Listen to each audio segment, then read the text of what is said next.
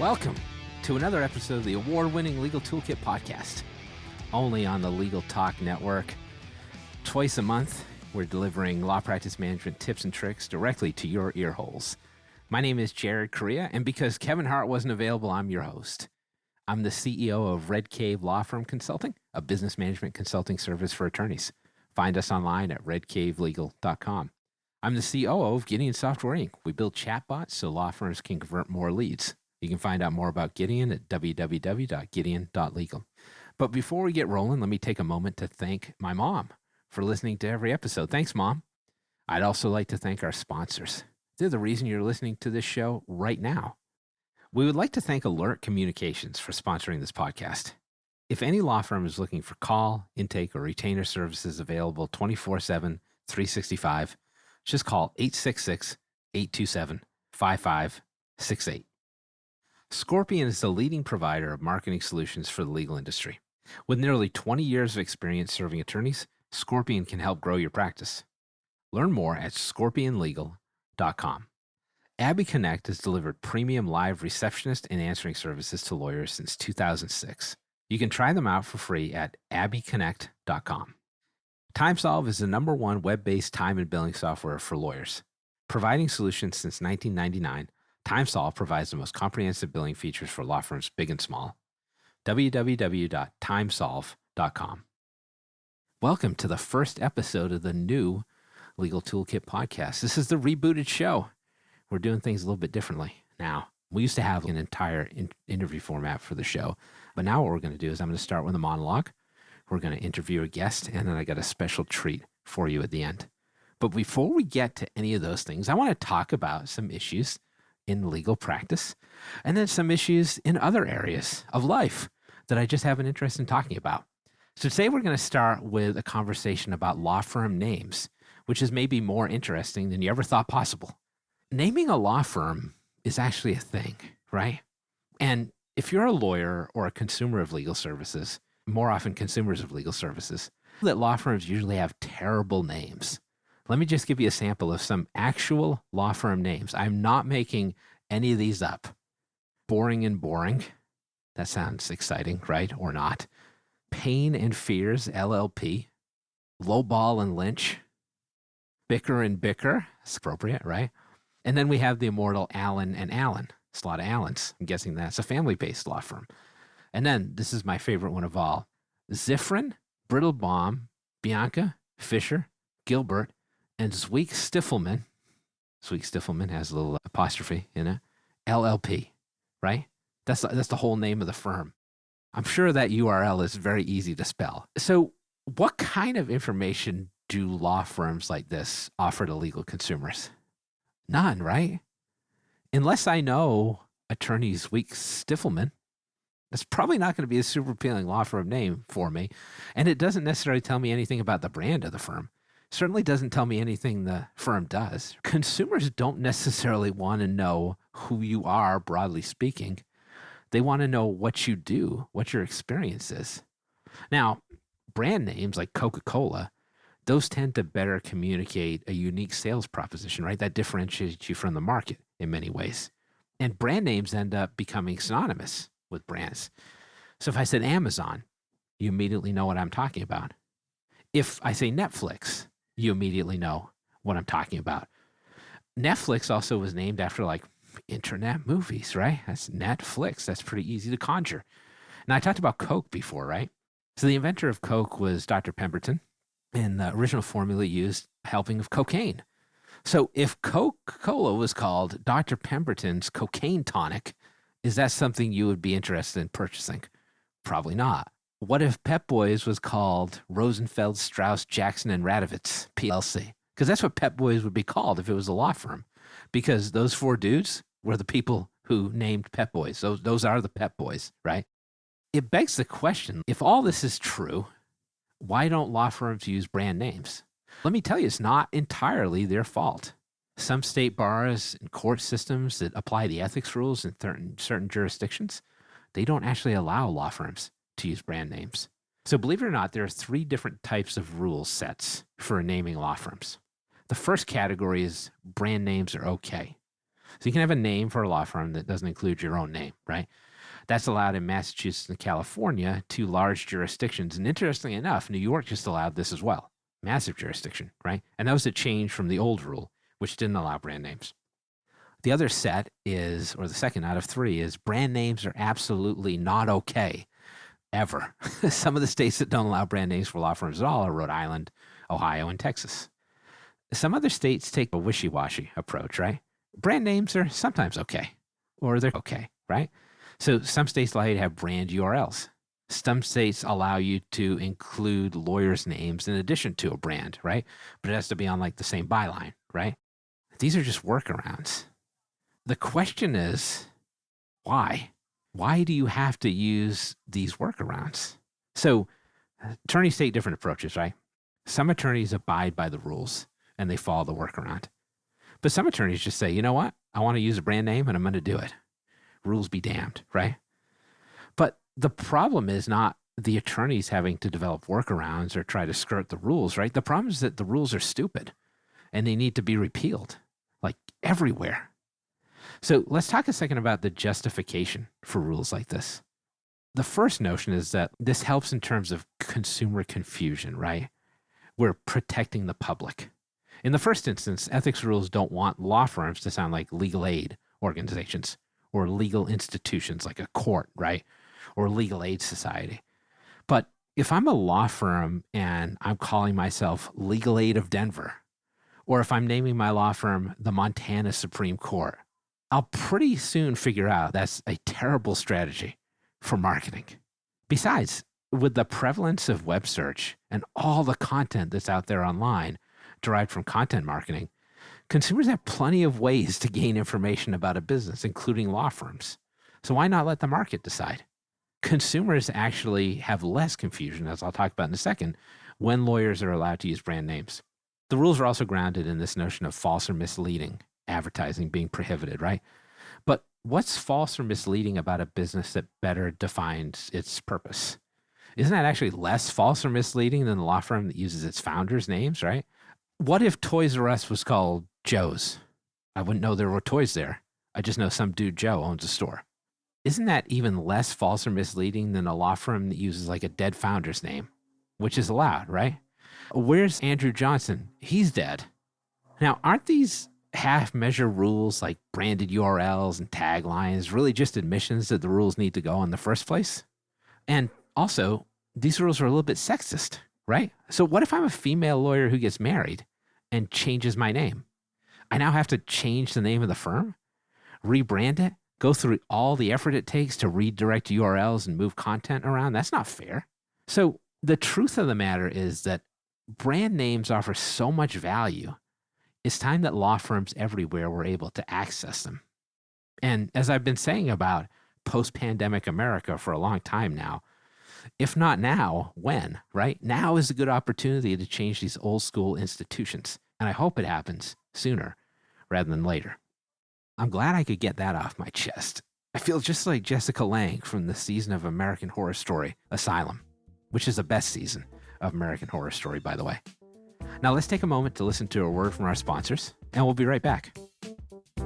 Now more than ever, an effective marketing strategy is one of the most important things your law firm can have, and Scorpion can help. With nearly 20 years of experience serving the legal industry, Scorpion has proven methods to help you get the high-value cases you deserve. Join thousands of attorneys across the country who have turned to Scorpion for effective marketing and technology solutions. For a better way to grow your practice, visit scorpionlegal.com. As the largest legal-only call center in the U.S., Alert Communications helps law firms and legal marketing agencies with new client intake. Alert captures and responds to all leads 24/7, 365 as an extension of your firm in both Spanish and English. Alert uses proven intake methods, customizing responses as needed, which earns the trust of clients and improves client retention. To find out how Alert can help your law office, call 866-827-5568 or visit alertcommunications.com/LTN. Okay, it's about time to get to the cane sandwich spread in the middle of this here sandwich. Let's interview our guest. My guest today is Gyi Tsakalakis of Attorney Sync. Gyi, thanks for joining us. How are you today? Jared, I am so well, so happy to be here and be a part of your sandwich. Thank you, sir. We can compare our respective hat and sweatshirt collections later, but for now, can you tell people what you do and what company you are with? Sure. So I'm a licensed attorney, but I haven't practiced now, gosh, in over a decade. And I founded a digital agency so that we could help lawyers navigate the exciting world of internet marketing. I feel like that is like a PSA from 20 years ago, right? The exciting world of internet marketing. Yes, Learn more, or maybe it's like on the community college brochure. Yes, that's what in fact that's who our marketing department is made up of, is community college marketers. Do you love Fortran? Fortran. Now you just dated yourself. I'm old, man. I don't hide that. All right, so let me ask you this, because you also got another thing going on, which is you also host a podcast on the Legal Talk Network called Lunch Hour Legal Marketing. That's what I spend most of my time doing. And 8 hours a day, at least, right? yeah, just the preparation, the voice coaching, It's a lot. the exercise, stay in shape. It's hard. It's a commitment So people should listen to Lunch Hour Legal Marketing. Why? because Conrad and I go deep, expose some of the things that people don't like to talk about, and like I plan to do with you today, have a blast. Yeah, the exciting world of internet marketing with you and Conrad Sam from We talk about Market Marketing. Fortran mostly Yeah, and it's MATLAB. Lunch Hour Legal Marketing : Fortran edition. Yeah, Listen we up, actually it's great. It's just Lunch Hour Legal Marketing : There's nothing else after that. Nice. Build the suspense. All right, I want to talk to you about marketing. Okay. Shocker, right? Yeah. I know you're a guy who uses and recommends a lot of marketing tools. Yes. So we're at like the end of 2020. Yeah. It's been a great year, obviously. I've really Beautiful enjoyed year. it. So let's try to end on a high note, if Mhm. possible. What are you recommending these days to people, or suggesting to people as like your top marketing tools? Software, hardware, whatever. A computer? No. Good. Yes. Everyone get a computer. If you don't have a computer, now is the time to be ahead of the curve. Some of the traditional ones that I think, if you're going to be a sophisticated search marketer, Google Search Console, Google Analytics, those are no-brainers. The good news is they're both free, but those are going Yeah. to be your windows inside the soul of Google, like essentially how people find your site, what search terms they use. But beyond that, CRM, I think, is the thing that customer relationship management, client relationship management, that's the one tool that I think you've really, if you don't have that implemented, and I'm not talking about Microsoft Outlook here. I ask people, Right. what's your CRM? Oh, I use Outlook. People really say that? Wow. Yeah. I tell some of the legal tech vendors, I'm like, your biggest competitor is Outlook. That's probably true, actually. Seriously. Well, before we get into CRM, Google Analytics, you talked about, Google Yeah. Search Console. Yes. Is that stuff that like your average attorney could handle on their own? Do you I think so. I think so. So could you talk a little bit about what that is and how it works? Just in Yeah. case. I think people have a general idea Yeah. of what Google Analytics is, but I don't know a lot of people who are conversant in Google Search Console. Sure. Search Console. We'll start with analytics. So analytics, JavaScript you put on your website, or you have your website person put it on your website, and it basically tracks where people come from to get to your website and what they do once they're on your website. That's essentially it. And it can be, like you said, it can seem overwhelming, but if you focus on the pages that are turning into phone calls, form fills at the very least, if you're a blogger, you can track people that came to your blog, read your post, and contacted you, or if you've got call tracking on, that called you up. And so that's some pretty basic stuff. You can go on to Fiverr or Upwork or a million of these freelance sites and have somebody, if you're not very code savvy, drop the code on your site and Right. build you some reports. And so very inexpensive. It's free to use Google Analytics. Search Console is Google's own system data. And the one of the reasons it's valuable is because years ago, Google Analytics took away the impression data, the query data. So you don't know the keywords that people use to search to find your website, but in Search Console, they give you that back.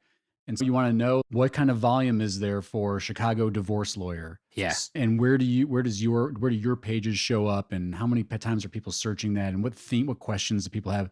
That's the place to go. And so it should help inform your content strategy. Like, what should you be writing about? What should you be putting on your website? And then I guess the third one I would be remiss if I didn't mention is Google My Business. Again, free.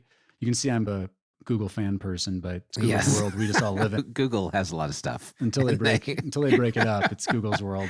And so Google My Business, free tool. Google My Business is valuable because it's often the instance of first impression. In fact, I know now that we're recording this on this date, I don't know how the timing works out with this, but they just announced Clio now has a Google My Business integration. As of 2 days ago, this recording. And I got to look at it today. Like, it's pretty convenient. You just plug in the info. That's a very savvy move. But in any event, when people search on your name, your firm's name, or terms like, we call them non-brand search queries in the marketing, I don't even know what you call it, marketing ecosphere. Ecosphere. Throwing that out there. Yeah, I was thinking like buzzwords, jargon. You were like, jargon was the word I was looking for. Like, not ecosphere. Yeah, jargon, ecosphere, those are the same. Google My Business, because that's what feeds the Google local pack results. So those little, if you pull your phone out right now and do a search for whatever your practice area is plus city and lawyer, you get those little map results, and they got reviews and click to call and your hours of operation, and you can put videos in there and all sorts of stuff. And to me, that's a must do for, if you're a consumer facing lawyer, must do. Yeah. And that's like a directory profile in essence, right? You're just filling out information about your firm. That's easy. And when you talk about like code, right? It's just like a snippet of code that you're embedding in your website. We're not talking about coding your website any differently. So yeah, and that's only for analytics. Google My Business, you don't even need any code. You just literally fill out a form, enter your information, put some pictures in there, maybe you record some videos, but really effective for, the thing I always say is, I don't care who you are or what practice area you're in, someone that gets referred to you is going to go look you up online. And what they see there is going to make a difference, make some kind of impression. And for a lot of people, that search starts in Google, and Google My Business has got the premium real estate there. I think you're right. Even if you're doing like content marketing and you get to look at, oh, this blog has 100 times more views than this other post, you slap a contact us form on there.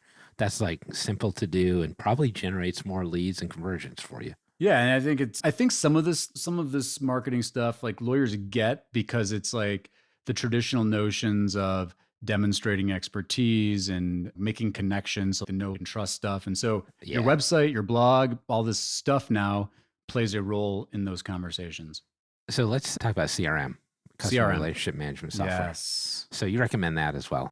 There are free CRMs out there. HubSpot has a free, HubSpot's got a free one. HubSpot's got a free one. I also Agile CRM, which gets you a lot of features for nothing, basically. Mm-hmm. And I know Streak is available as like a Google plugin. I like Active Campaign. Active Campaign is good. I use that one for my business. So what CRM, like what should people be considering when they buy some product like that, and what should they do with it? Yeah, so the starting point is, I say CRM, you can call it marketing automation or even just some of these email marketing tools. It's not fair to, I don't know, the people at MailChimp would disagree. So if this is sponsored by MailChimp, maybe they're listening. But I don't believe it is. Feel free to trash MailChimp. I don't think, no, I like MailChimp. I was just saying. No, MailChimp is good. Yeah. I don't know if they would consider themselves a CRM at this stage. But in any event, the biggest feature thing is to be able to do some kind of email automation. Yeah, think about it. Most lawyers have, whether it's former clients, people they know professionally, colleagues, family, friends, and these people want to get, hopefully for the most part, if you're doing a good job, they want to get messages from you. Yeah. And as long as you're not sending out a crappy law firm newsletter every week or month or day, whatever you're doing. Daily, probably not a good idea. Hey, here's an idea. Why don't we automate sending people that are on this list Happy 4th of July, Happy New Year, Happy Halloween. Hey, just checking in, right? Hey, it's been a while, checking in. And you can automate that. And so again, people, I know some listeners are gonna be like, that's craziness. You should be sending handwritten notes to people. And I'm like, yeah, go ahead, do that too. People's attention spans are very short. You want to stay top of mind. You want to stay connected. And so the email automation component of the CRM, I think, is probably the most valuable thing. Some of them, they've got more sophisticated pipelines. As I'm an advisor to Lawmatics, and so Lawmatics is a CRM, and you can move. They have a really nice product. Like that thing is tight. I think they're doing a nice job too, but I'm obviously very biased. But you can move people through stages. You have initial intake and then retained, and then there's all sorts of things. That's an additional layer to it. But I think if you talk basics from a marketing standpoint, email automation. Yeah, and I think what's funny is that these things all have names, right? Like email marketing, CRM, marketing automation, but they're all coalescing into the same feature set, it seems to me. Yeah, I think there's a lot of consolidation that's already happened. I think a lot more is coming because Yeah. I know that you're very experienced in the software world. You don't want to have 500 different softwares that all you got to go create all these zaps to get them to talk together. Wouldn't it just be nice if you just log in one time and then you've got your intake being done, you've got your virtual receptionist is built in there, you've got some of your basic the practice management thing. I think there is a line of demarcation because a lot of the CRMs like they don't have all the fanciness of like practice management feature. I agree. And it's lead versus client too, which is a different kind of world. But it's interesting that you bring all that up because just recently there's been so many tech acquisitions in legal. Yep. It's been I'm calling it pandemic money. It's just flying around. My case, Rocket Matter, they were both just acquired. Yep. There's so many companies. We're going to see more of that. Money's coming in. I always, for whatever reason, I don't know, the sports ball analogy, but I think that we're in the end of the second quarter. So we're coming up on halftime on the consolidation. So there's already been a couple waves, but there's a lot more coming. No, that's a good way to describe it. Like, I guess. How does that affect them? What I'm seeing is that there was this Clio Rocket Matter came out of 10 years ago. Everybody was like, damn, that's a good idea. Let's all build productivity software. Right. And then there's 300 case management softwares. And now it's, oh, hey, nobody built any marketing technology. So it seems to me that like the next wave in legal tech is going to be the building of a lot of these marketing, client-facing lead management technologies. And that's where we're going to be in like the next decade. The oversimplified version is that the builders who are building things that are going to make clients' lives better and lawyers' lives better, where they're able to find software to support that, those are the ones that are going to win. And so from a client experience standpoint, if the client has to like use a bunch of different software to pay versus send you a message versus sign a document, that's not the great experience. If you can go to one place and do that, great for the client, great for the lawyer, more efficient for the lawyer. So I think those will be who the winners are there. But still, I still think it's a very, like I said earlier, we said, you still are competing with Microsoft and Microsoft Teams and Google, yada, yada, yada. But I think consolidation's coming. And I think that ultimately, I think it's gonna drive more innovation in the space, which is a good thing because as you and I have been doing this a while, at some of this, when we used to have trade shows, there's vendors in there. What are those? You'd see the technology and you'd be like, yeah, there's stuff outside of legal that is just better. And I think that now it's going to force the legal tech sector to really up their game because it's becoming more competitive. I think it's a good thing. Yeah, it's funny. People are like, hey, what's the Salesforce of legal? Right. And I'm like, Salesforce? Right. Exactly. We'll wrap up with one last question. Like I asked you for some tools and then we went and talked about a bunch of different stuff, right? Yeah. Can you give people like a bonus tool? That's something they might not have thought about that they could be using in their practice. Interesting. I totally sprung this on you, so I'm going to talk a little bit so you can think. Yeah, no, that's fine. What are now tools? I feel bad. I would say call tracking software. So CallRail. Right, I think that's a good one. Yep. Yeah, anything that holds your marketing and advertising time and money accountable for a result. I think that's a big missing piece, and that's another when you're doing a CRM evaluation. Do they have integrations with Google Analytics? Do they have integrations with call tracking systems? How are you going to measure the effect? So those measurement tools, I think, are really valuable. So I like CallRail, but there's Invoca, there's call tracking metrics. I think there's actually some ones in specific in legal that I should probably become more familiar with.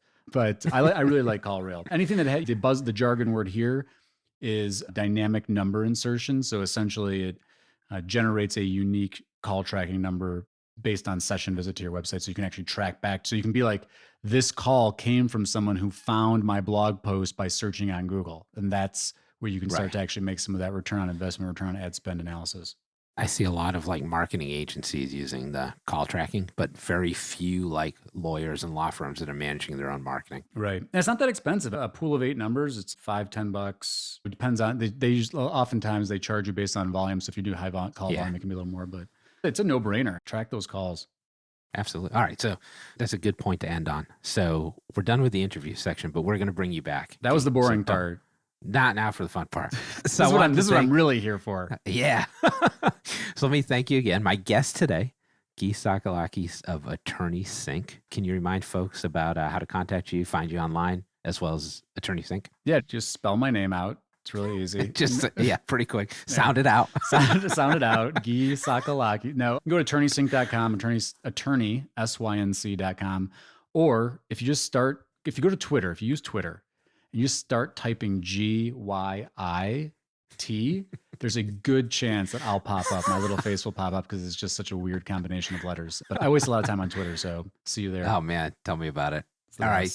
Thanks, Gyi. Much appreciated. Thank you, Jared. We'll take one final sponsor break so you can hear more about our sponsors and what they can do for your law practice. Then stay tuned for the inaugural edition of the Rump Roast.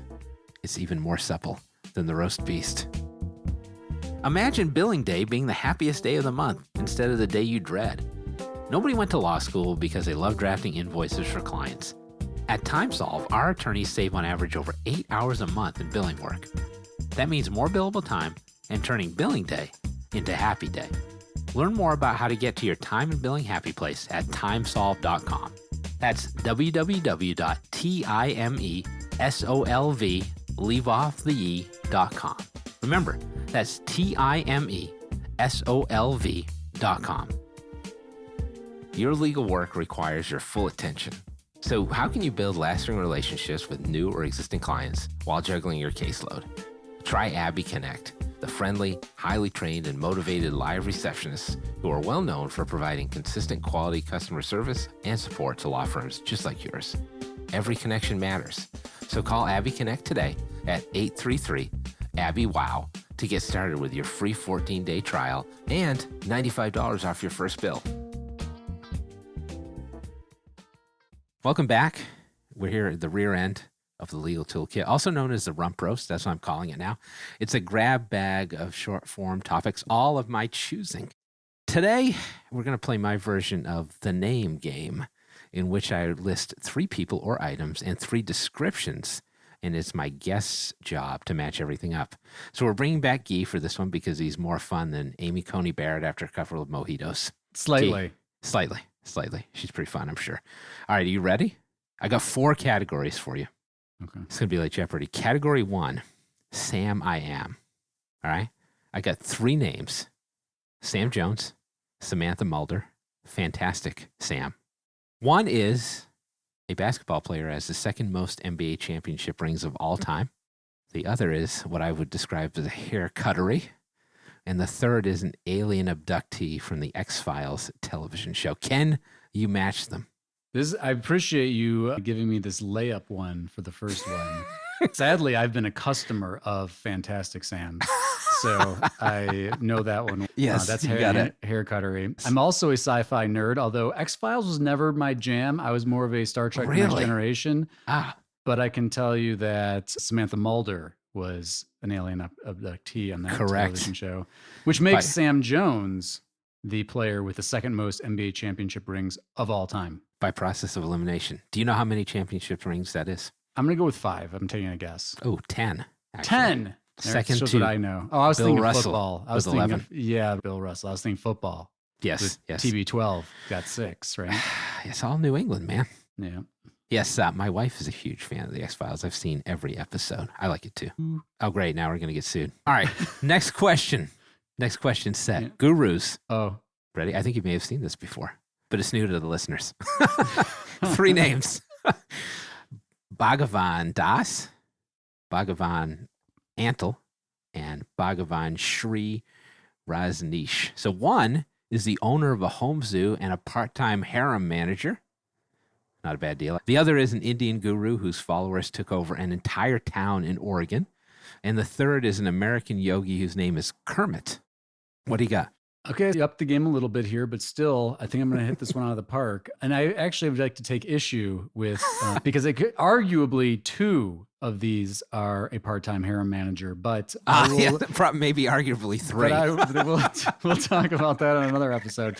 The Indian guru whose followers took over an entire town in Oregon, made more popular these days with the Netflix documentary Wild Wild Country, was Bhagavan Sri Rajneesh. Correct. The Rajneeshis.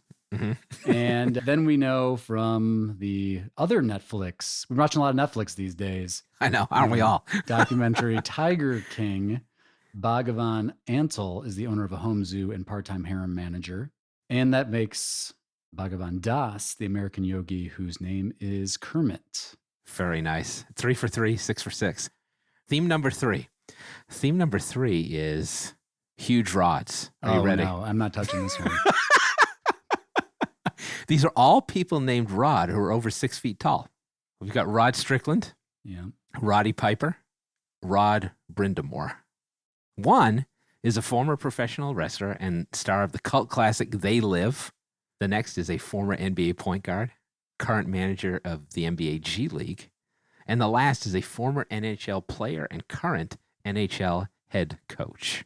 All right. What do you got? 2 of these I'm going to do process of elimination, but one of these Yes. I'm very familiar with. I think and you got that's one. Yeah. Roddy Piper. He is a cornerstone of modern day professional wrestling. Roddy Piper. Roddy Piper, and They Live also underrated. People should go check out. They Live. Is that on Netflix, sir? Do you know? I don't know the answer to that, but that was one of those that would be like on local TV, like in a Saturday afternoon. Yes. Just syndicated, and you just have to watch. You see it, and you just have to watch it. It's just so compelling.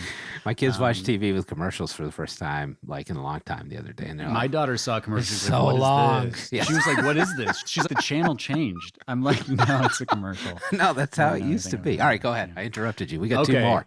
All right. I think I'm familiar with Rod Strickland being a former NBA point guard, current manager of NBA G Yes. League. Now, Very nice. I don't know a lot about the NBA G League. Developmental league. It's like the minor it's like a leagues farm of system? the NBA. Yep. Got it. They just built it out like a few years ago. It's a new thing.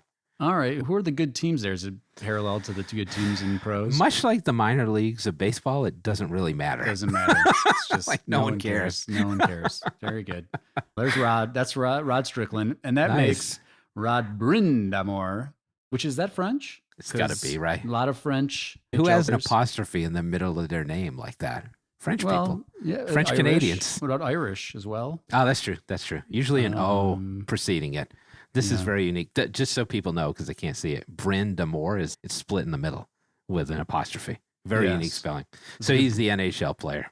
That's the NHL Man. player. So, Dude, you're 9 for 9. Yeah, next time you're gonna have to get some hard ones. Oh, but wait, I have a bonus. Oh, bonus Question. already ready. Theme number ready. 4. Springfields. Oh, this is number gonna 4. be a good one. Springfields. Maybe you'll get me on this one. I don't know, man. You've been really hot. Okay. Springfield, Mass, Springfield, Missouri, and Springfield, Oregon. One is the Springfield that the Simpsons live in.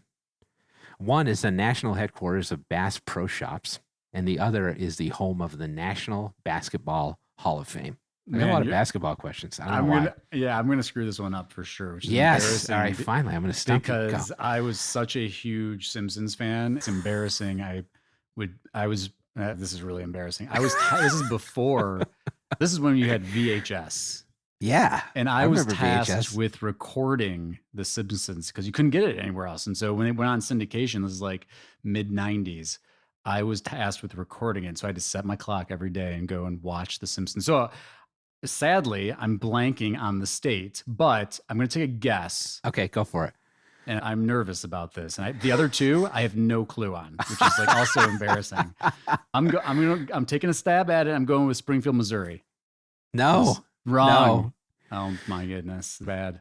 The Simpsons are actually from Springfield. Oregon. That's where Matt Groening's from. He's from Oregon. So Oh, I am. If for the 2 people who hear this episode, I am going to get blown up on this. my mom is going to be really upset. Edit it out. Edit this out. It's shameful. All right, so it's got to be. You want to take a guess between the last 2? I Now have you got to, a I little bit have of to. process of elimination. All right, here we go. Springfield, Missouri. I'm going with Bass Pro Shops. Yes, correct. Thank Correct. goodness. Thank Good logic. goodness. And then the National Basketball Hall of Fame, Massachusetts. Why would you put the National Basketball Hall of Fame anywhere but Springfield, Massachusetts? Of course, naturally. Where is Springfield, Massachusetts? Western Massachusetts? It's Western a weird Mass- spot. It has like something to do with James Naismith, who invented basketball. That Like, makes- he was either from there. Who's That's that? where he was teaching. He was a mayor. That's where he was teaching when they developed the game, like back when they had peach baskets and stuff.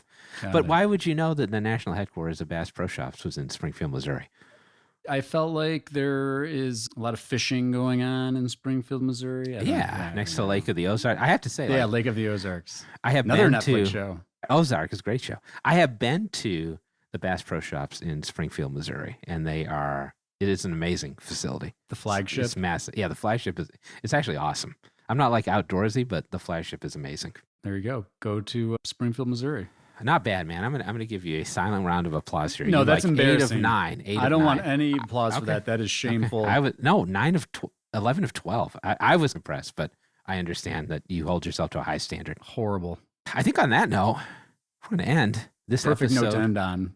Of the Legal Toolkit podcast. This is the end. This is Jared Greer signing off, reminding you to spay or neuter your pets. Wait, that's Bob Barker. I don't care what you do to your pets, but do beware of the packs of wild dogs that control most of America's major cities. That's Will Ferrell. All right, I'll have a sign off ready for the second episode. I promise. In the meantime, listen to these clips of my son berating me during the recording of this podcast. Hey, do you think I'm a good teacher? No, just go to no. Okay, which document do you need? This one. Here you go. Now get out of my sight. If you actually suck at being a teacher. Thanks. What? Okay. I love you, son. Oh, gosh. Are you a good teacher? No, just get into this assignment. So good.